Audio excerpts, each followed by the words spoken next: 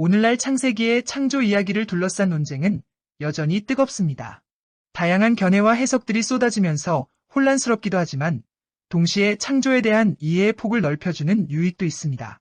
예를 들어 창세기 1장과 2장을 문자 그대로 받아들이고 이를 과학적 정보로 간주하여 입증하려는 창조과학은 지구 역사를 6천년으로 보는 젊은 지구론을 주장합니다. 반면 과학적인 우주 창조와 지구 역사를 인정하려는 사람들은 창조 이야기를 늙은 지구론이나 진화론까지 포용하는 유신론적 진화론으로 해석하기도 합니다. 창조 기사 논쟁 위라는 책에서는 5명의 학자들이 창세기 1장과 2장에 대한 각자의 견해를 제시합니다. 리처드 A. 버백은 전통적인 해석을 따르면서도 고대 근동 문헌과 창조 기사의 문학적 연관성을 밝히는 데 집중합니다. 이를 통해 창조 기사가 고대 근동의 사고방식과 무관하지 않음을 보여줍니다. 토드 비일은 보수적이고 문자적인 해석을 고수하며 전통적인 창조 기사 해석을 지지합니다. 존 콜린스는 창세기 2장의 인간 창조가 실은 창세기 1장의 6째 날을 보충 설명하는 것이라 주장하며 창조 기사에 모순이 없다고 말합니다.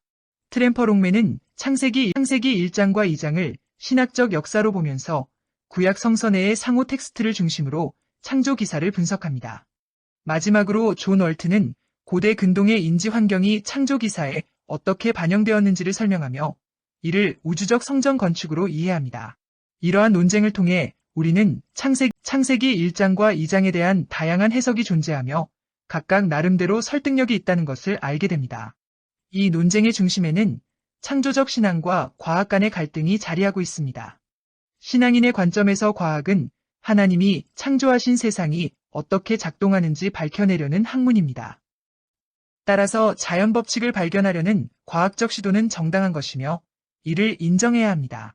그러나 창조 이야기를 과학적으로 해석하려는 무리한 시도는 결국 진화론을 수용하고 합리화하는 결과를 초래할 수 있습니다.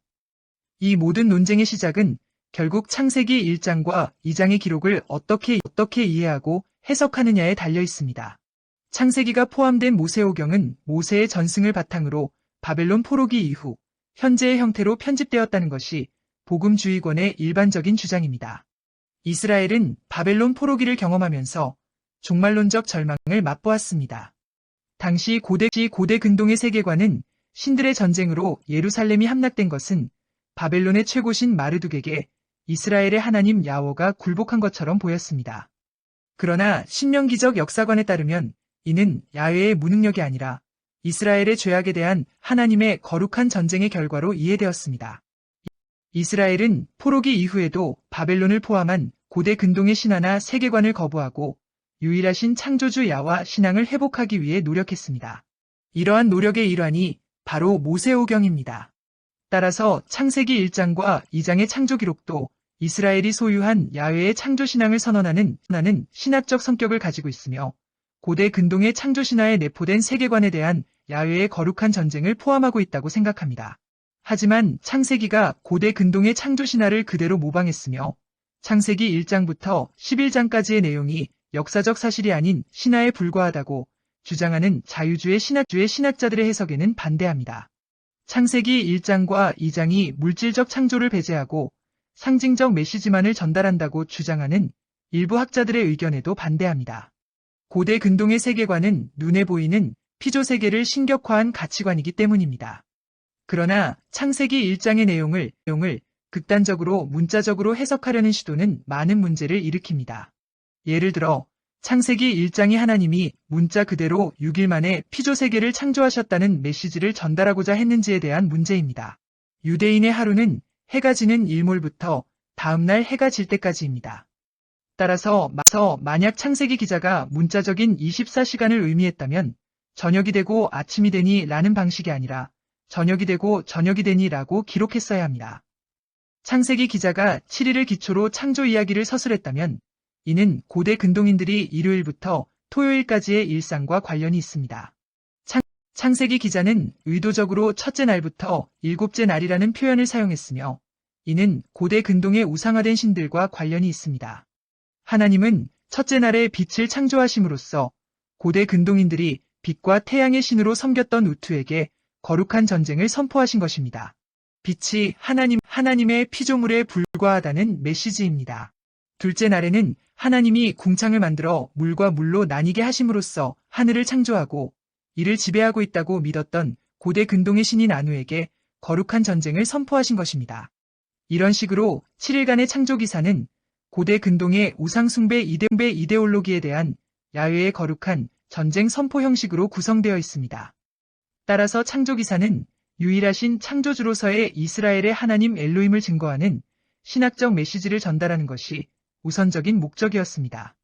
반대로 창조 이야기가 문자적인 의미를 완전히 배제하고 고대 근동 신화와 관련하여 상징적인 의미와 메시지만을 전달하고자 했다고 주장한다면 이는 창세기의 역사성을 부인하게 됩니다. 역사적 사실이 아닌 그 무엇을 기반으로 창조신앙을 고백하는 것은 불가능합니다. 결론적으로 우리는 창조 이야기가 신학적 메시지를 우선적으로 전하고자 했다는 사실을 인정해야 합니다. 창세기는 출애굽한 이스라엘 공동체와 바벨론 포로기를 경험한 귀한 공동체의 신앙 고백입니다. 창세기는 21세기를 살아가는 현대인의 과학적 시각에서 서술된 과학책이 아닙니다. 따라서 창세기 1장과 2장에서 현대 과학이나 합리적인 사고에 기초한 구체적인 질서나 순서, 과학적 정보를 찾으려 해서는 안 됩니다.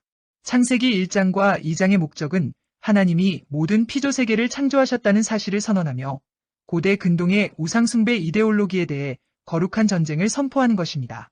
고대 근동인들이 신격화한 하늘과 땅, 바다와 그 가운데 모든 것들을 하나님의 피조물로서의 자리로 되돌리는 것입니다.